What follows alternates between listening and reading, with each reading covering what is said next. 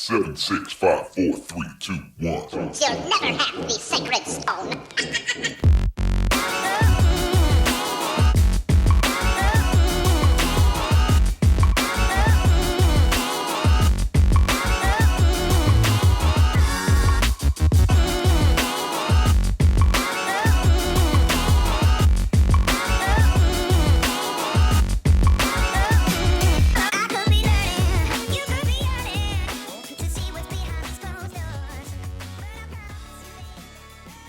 All right, welcome back to another edition of the Vegas Squares podcast. Myself and Token Tony, along with Spike, all in our homes here. Quarantine edition, which still continues.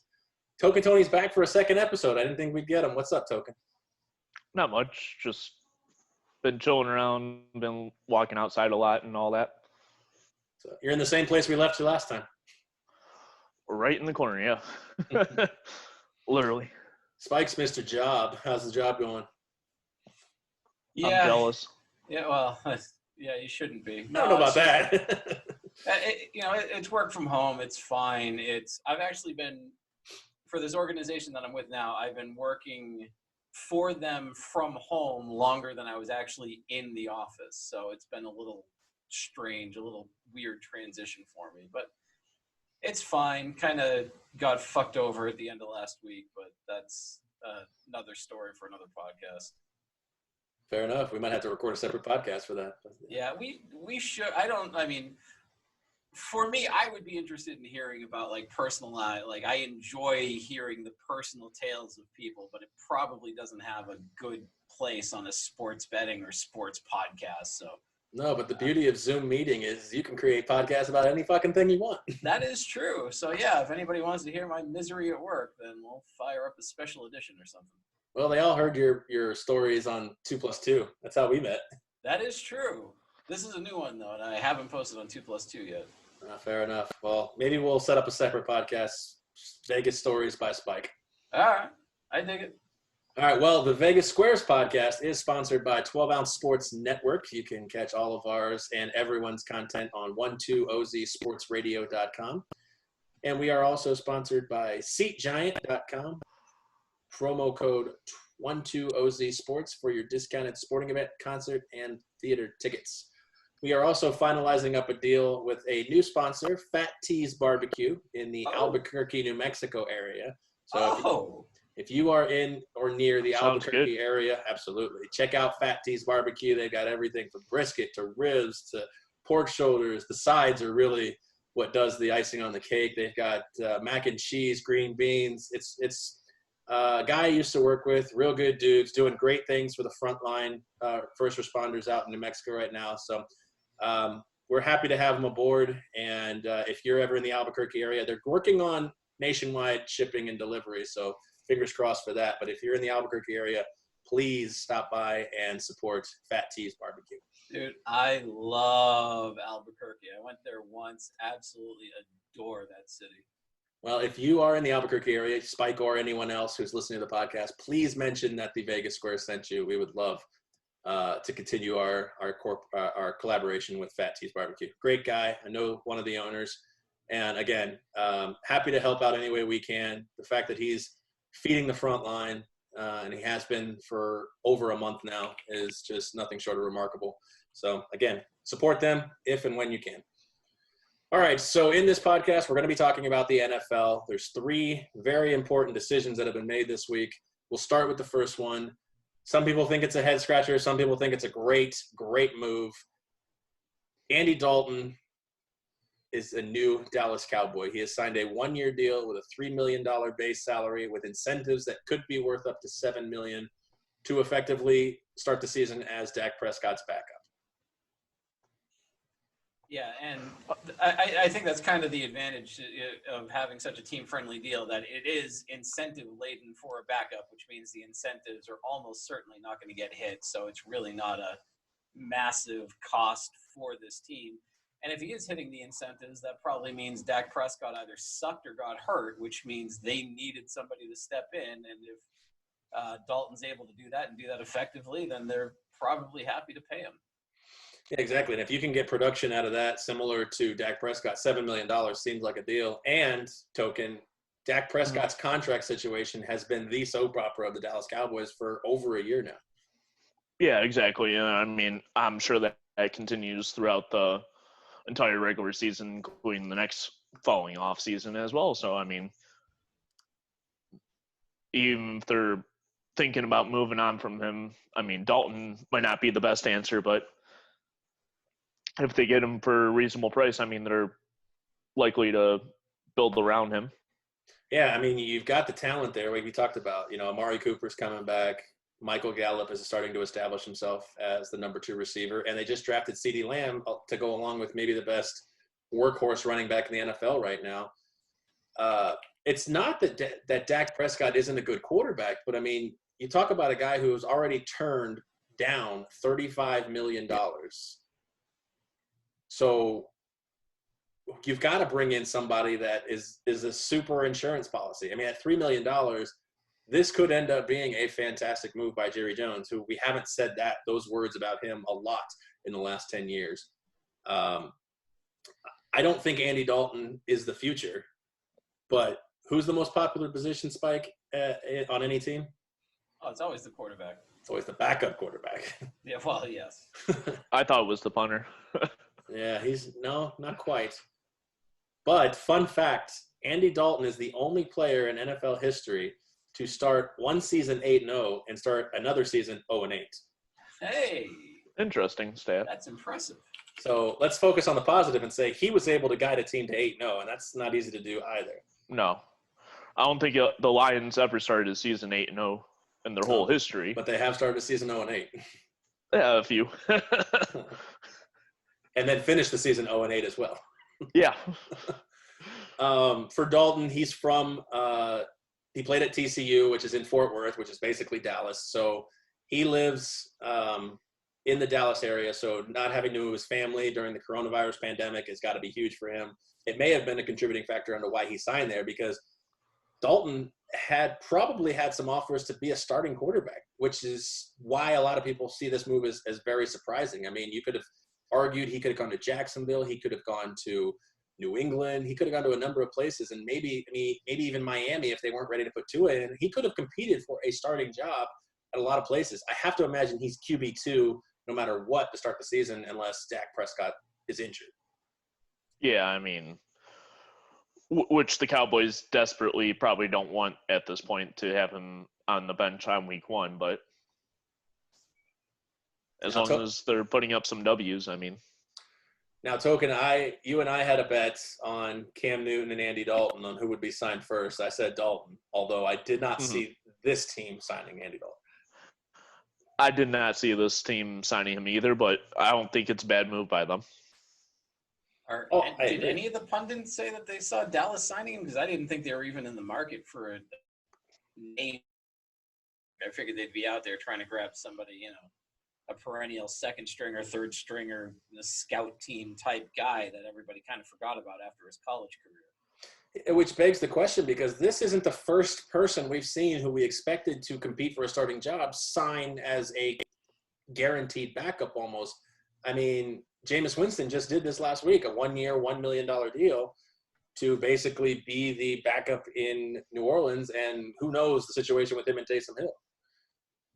So, I mean, are we looking at the fact of if you're a potential on the fringe starting quarterback and your options are basically to try to go to a team and compete for a starting job, or do you go to a situation where the quarterback's old or the quarterback is potentially wrapped up in contract disputes that if Dalton plays well and minds his P's and Q's on this 1-year deal and Dak Prescott, something implodes in this and they don't get the deal done and Dak Prescott walks, in steps Andy Dalton at 32 years old next year as the starting quarterback on a team loaded with talent.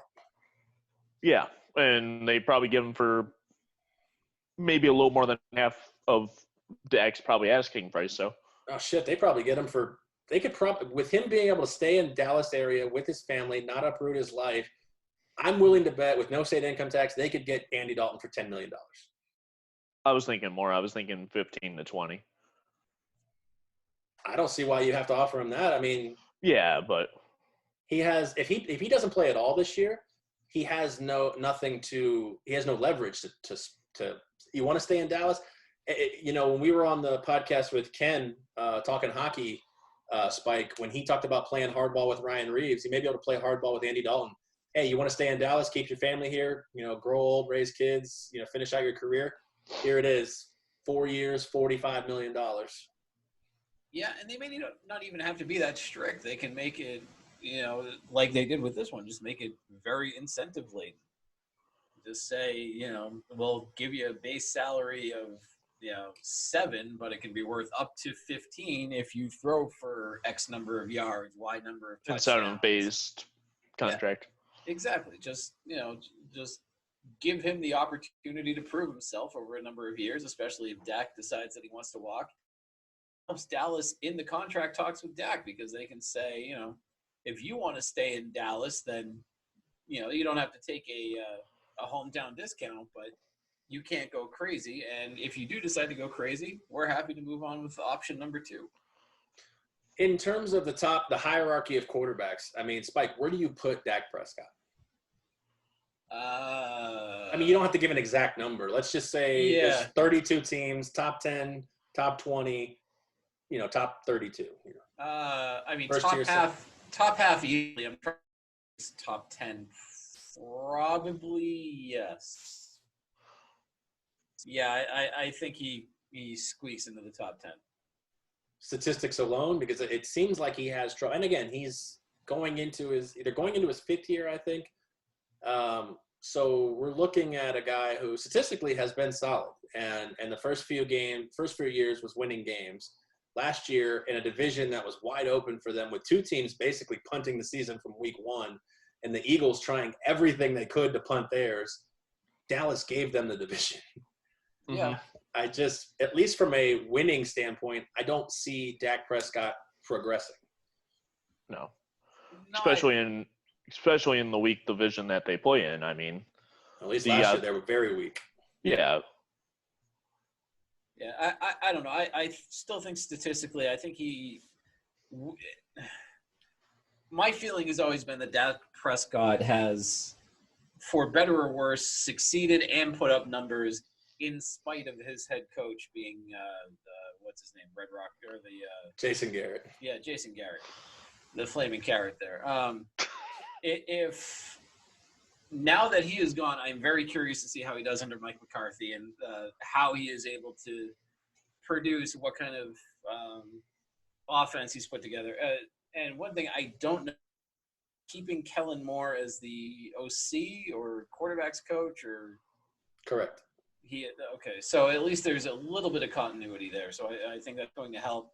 Plus, having the new head coach, I think that we will see maybe not a resurgence, but at least a very good Dak Prescott this coming season. Fun fact: Andy Dalton and Kellen Moore faced each other in the Fiesta Bowl in their senior years in college. Interesting. Kellen Moore with Boise State and Andy Dalton with TCU. I always liked Kellen Moore. I watched a lot of Boise State games because he was at Boise State when I was dating a girl who had family in Boise. So I got to see a lot of those games. And by the way, Boise is kind of a cool city. And if you go up there during football season, literally every person there is wearing some kind of Boise State Broncos gear, like hats, hoodies, something like it's like Boston in the summer, during Red Sox season. One of those crazy drinking hats with the things to drink the 2 beers at once. Easily. We were up there on Black Friday, 5 a.m. at Walmart. Place is packed, wall-to-wall people, every single one of them in a Boise State Broncos something or other. Wow. Well, if you guys are interested, I know I'm going. Florida State plays Boise State this year in Idaho. Oh, there you go. I don't know when, because we don't know what the schedule is going to look like if college football is going to be starting on time, but I will be making that journey up there. That's true. You get to see him on the Smurf turf. I've never seen the Smurf turf with my own 2 eyes. So. Yeah. Dak Prescott is still not signed. We know that. It's a very widely talked about contract. I guess you could say dispute. I don't really see either side ripping each other, so I wouldn't call it a dispute necessarily. They just haven't worked out the terms.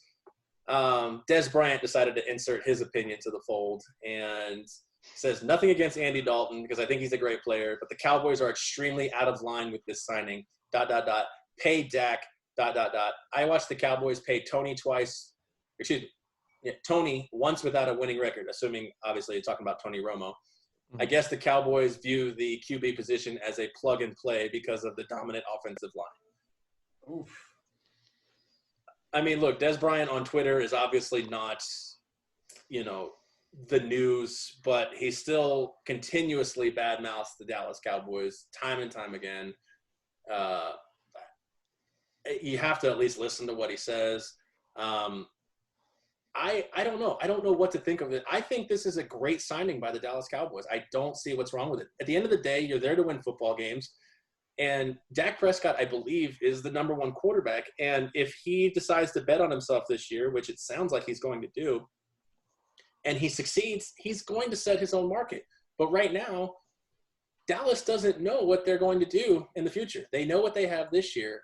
But if Dak Prescott has a terrible year, what do? Do you hardball him or lowball him and say, oh, look, we'll resign you, but you're only making 24 now? Or do you let him walk? I mean, that's another situation for Dallas. If you want to let Dak bet on himself, fine. You may lose him both ways. He may suck, and you're like, yeah, we got Andy Dalton, we're fine. Or he may be great, and too much, and somebody else comes calling for a quarterback. Yeah, but that would be kind of a problem the next year, especially if Dak sucks or has a mediocre year. Andy Dalton doesn't see the field, and both of them walk. You got to start over again, especially with Amari Cooper, Ezekiel Elliott, and now CeeDee Lamb all in their prime. You've got this dominant offense, and you got to restart at quarterback. Yeah, that would be disastrous. Worst case scenario for. I would imagine if they lose Dak Prescott, they'll give Andy Dalton the $20 million, like Token said. You would have to. Yeah. Even if it's a 1 year, like fully guaranteed and all that, just to get them by the 1 year. And yeah, I mean, it's a situation where you have to really kind of think about what to do. Because, like I said, if Dak Prescott's turning down $35 million a year and statistically has the exact same season he had in 2019, what reasoning do you have to offer him more other than inflation? Yeah, it's not like you don't. not like a cost of living adjustment that you would get through work. Exactly, but at the same time, if you don't trust Andy Dalton to maybe be the plan B for the future, you don't sign him right here. So when everybody's sitting here, especially guys like Des Bryant saying, pay Dak, well, they're offering to. Everybody's worth what they think they're worth until you find out what you're really worth. Yeah. And can you see anyone else desperate enough next year if Dak Prescott has the same exact season to throw up $40 million for this guy? Hell no.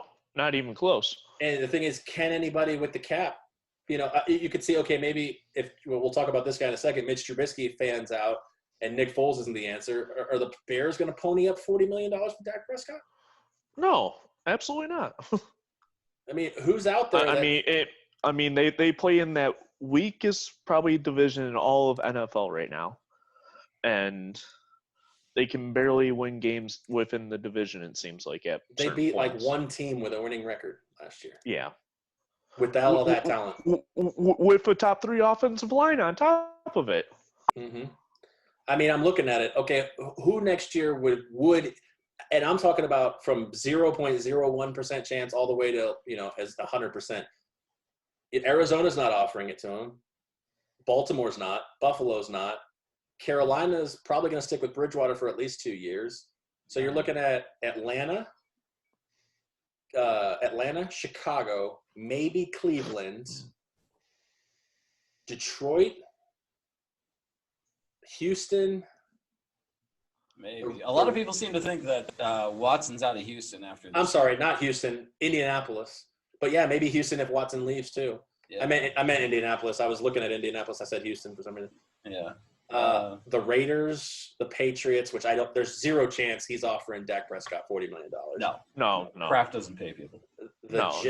At best, he'll probably get a sniff at 30 out of Kraft. And then maybe the Jets. So you're looking at, if you walk away from Dallas and $35 million, you're looking at maybe 6 teams. Again, I don't know Matt Ryan's contract situation. So let's just say realistically 4 teams who may offer you the money or go into the draft and get a quarterback. I think Jerry knows that. Mm-hmm. You might. And most of those states have state income taxes too. Yeah, I mean, that's not the be-all, end-all. I know we talk about that a lot. Part of it, though. I mean, of course. I mean, you make $35 million in Texas, you might be coming out better than making $40 million in New York. So. Oh, absolutely, you would. So, I don't know. I think if Dak really wants to bet on himself, by all means, but don't. All these people pay Dak. The Cowboys have already thrown $35 million on the table. So let's not get ridiculous and say that, they're disrespecting Dak Prescott. No. Yeah. I think they're almost being too generous, in my opinion. Yeah, and it's definitely possible because, again, he hasn't won anything but one playoff game. So. Yeah. All right, we talked about Mitch Trubisky earlier here, and the Bears have decided to decline Mitch Trubisky's 5th-year option. And what does that mean? That means now Mitchell Trubisky is having to bet on himself in his 4th year. Most quarterbacks get that 5th-year option. Jameis Winston did. Mariota did. It's not often when you see a first-round quarterback get declined on their 5th-year option unless something went tragically wrong. And, yes, Mitchell Trubisky is not a great quarterback. It still shocks me that he was declined for a 5th year, which means basically Matt Nagy, if Trubisky is not the answer, more than likely Nick Foles is not the answer, Matt Nagy is going into a contract or a year where he's going to have to prove himself next year and restart at quarterback. Unless Mitch Trubisky somehow finds a little bit of flair. I mean, he was the number 2 overall pick. The Bears traded up to get him, passed on Watson, passed on Mahomes. He finished 28th in QBR, 27th in touchdown passes, 22nd in passing yards, last in passes or yards per attempt, and regular quarterback rating, he was 29th. I mean, that is not second pick in the draft material. No, absolutely not. I mean, I even feel bad for Bears fans as a Lions fan myself that they even moved up to take him. And how much they gave up to move up. Yeah. I mean, if it wasn't for the defense, they might be the bottom basement of that whole division. And that's the thing. I mean, you have a running back in Montgomery and Cohen. You have wide receivers in Miller, Allen Robinson. They've got Jimmy Graham at tight end. They've got Cole Kmet, their 2nd-round pick out of Notre Dame.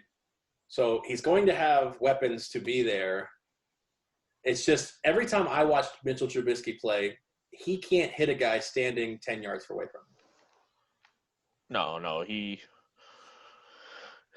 can't even throw far downfield, like 40-plus yards through there. I mean, I think he just either lacked the development to learn over the past few seasons or maybe just doesn't have the talent. Well, and I understand that. That's fine. But, how do you not make a decision on that? Like, I assume Nick Foles is going to be given a legitimate chance to start this year. Oh, you would think so. Especially in camp, they're going to have a real battle for it. I mean, Ryan Pace has already said Mitchell Trubisky's QB1, and with the whole pandemic situation and who knows what OTAs and training camp are going to look like, he may just win it by default due to lack of ability for Nick Foles to take the job. But, yeah, I mean, Mitchell Trubisky's future with the Bears looks very bleak. I don't know what it would take. Would it take a playoff appearance for him to stay? Maybe a playoff win even. The question is really, and I said this with Jameis Winston, even though he never made the playoffs in his 5 years in Tampa, he never progressed. And I've said that consistently. The thing I didn't like about the fact was that I was okay that Tampa ditched him. I never saw him progress year to year. Mm-hmm. I see Trubisky regressing, and I don't know how much progression he would have to go to.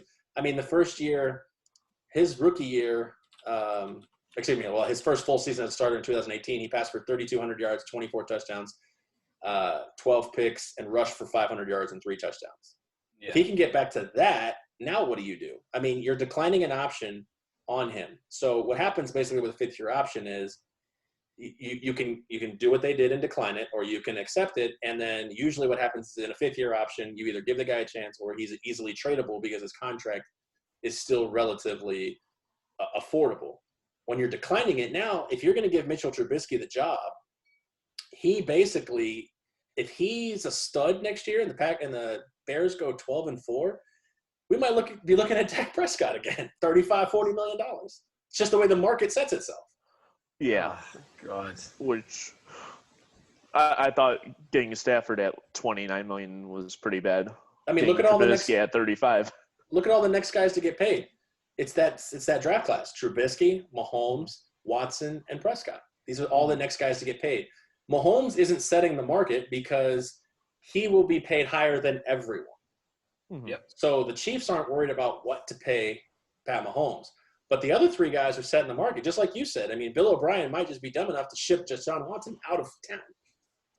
Which is absurd to me, but Agreed. I mean, it's definitely a possibility because they just, Bill O'Brien's mismanaged that team dramatically. And I know that's another conversation. I'll just insert this and I'll let you continue. I agree he's mismanaged, but he's made the playoffs 3 years in a row. True. It's hard to argue with that. No, you're absolutely right, but it feels like he's been mismanaging the team.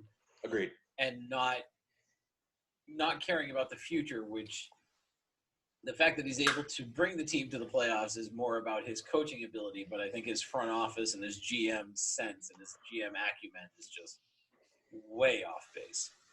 And as soon as he's gone, for whatever reason, if he decides to quit, get a better offer, or if they fire him, whatever else, I think whoever comes in his place immediately thereafter is going to struggle mightily with the way that O'Brien's left this team. What's left in the cupboard, yeah. Yeah. So Trubisky will be an interesting one to watch for because, I mean, if he doesn't play well, hasta la vista, thanks for the memories, maybe find a backup job like Mark Sanchez did. Yeah. But if he does play well, his market opens up just like Dak Prescott's does. There's not a ton of teams, but the Bears maybe handcuffed him into having to sign him when they could have just accepted the 5th-year option. It's tough. Based on past performance, I understand why they didn't accept the 5th-year option. But they could put themselves between a rock and a hard place after the season, depending on his performance. Yeah, I mean, the number one guy we look at, and I'll wrap this topic up here before we move on to the next guy. The number one guy we look at betting on himself and succeeding, but then flaming out, Joe Flacco. Joe Flacco bet on himself, won the Super Bowl. The minute he got paid, stopped caring. Yep. Yeah. So, and also Leonard Fournette's option was declined too. I know that Jacksonville was trying to trade him during the NFL draft. I'm assuming they didn't find anything good enough to get back in there for him. But I don't know what this team wants to do. I mean, it looks like on paper they're going to trade, and they're going to try to trade Ngakoue. They're going to try to trade Fournette. But in fairness to them, they're still talented enough to compete. If Gardner Minshew is any kind of good, they're still pretty talented in this Jacksonville team. Yeah, you're right about that. But it seems like they sold a lot of the defensive side of their team, though. And that was like their strong suit that they built up for a while. And it just seems like they're just selling a lot more of that right now than building it and growing it. Yeah, I mean, I look at their defense. Josh Allen was pretty damn good last year. Pair him on the other side with Ngakoue. Taven Bryan, a first-round pick out of Florida. Defensive line is pretty solid. Miles Jack, very good linebacker. They've got Joe Schobert out of Cleveland, who's a pretty solid linebacker. Cassius Marsh, he's been a journeyman guy. He's slated to be the linebacker one on the strong side. They just drafted C.J. Henderson with the 9th pick. Yes, we saw they got rid of Bouye. They got rid of Jalen Ramsey. If they get rid of Ngakoue, they got their 19th overall pick, Kelvon Chason out of LSU. I mean, you look at it. They've got Laviska Shenault, DJ Chark, D.D. Westbrook. They got Tyler Eifert. If he can stay healthy, is a huge help for Gardner Minshew. I think if Gardner Minshew can develop, I see this team being sneaky like wild card competitors. Really? Mm-hmm.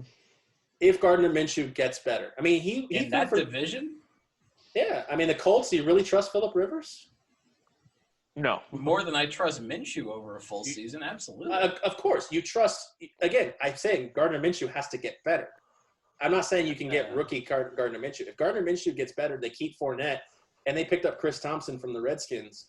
I don't know if I trust Phillip Rivers or really anybody on the quarterback. They got Eason, Rivers, and Brissett. I don't really know if I trust any of them for a full season. Ryan Tannehill, to me, is going to regress. That's just purely personal opinion. And I don't think Derrick Henry can handle the load like he did last year. So I'm thinking if they can get to 8-8, 9-7, they're fringe playoff. And they got a fourth place schedule next year. I mean, we see what happens when fourth place teams get better. They play a fourth place schedule. That is true. I don't know. Yeah, I see Houston regressing now without Hopkins too. So I think Houston wins that division. Oh wow! Because they got Brandon Cooks in his place. Yes, he's not DeAndre Hopkins, but if you can keep Will Fuller healthy, with Kenny Stills, Will Fuller, and Brandon Cooks, with Deshaun Watson, and if David Johnson's healthy, that's a good team too. Yeah. Yeah. Yeah, that's a very good team. I like what Indianapolis has done. I obviously like what the front office and the coaching staff has done in Tennessee.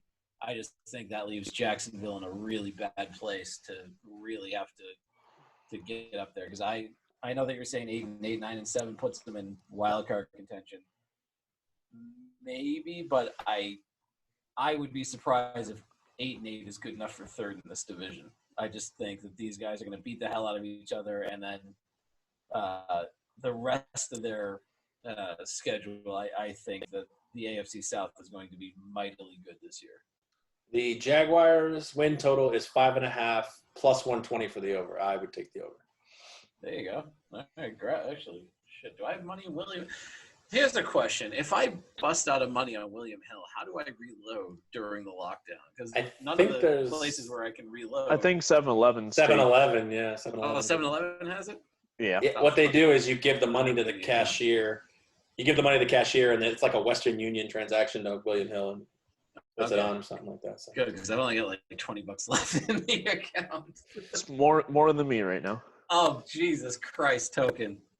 I haven't had anything since then, and my last sports bet was the Players' Championship, which got canceled. So just got refunded. Yeah. My last deposit was November of 2017. I'm gonna bet some Counter-Strike here while you guys are finishing up. Oh, I'm actually finished up here, so we're gonna wrap this up. We appreciate you guys listening. Let's thank the sponsors once again. 12 Ounce Sports Radio. You can catch 12 Ounce Sports Network at 12ozsportsradio.com. It's going to take me a couple of podcasts, but they've switched from 12 Ounce Sports Radio to 12 Ounce Sports Network, so that's going to take me a few podcasts to get used to. Sea Giant, promo code 12 Ounce Sports, where you can get discounted sporting event, concert, and theater tickets. And our newest sponsor here to the Vegas Sports Podcast, Fat Tees Barbecue. If you're in the Albuquerque area, check them out. Their website is fatteesbarbecue.com. So for Spike, for Token Tony, I am Aaron. We appreciate you listening. We'll catch you on the next one.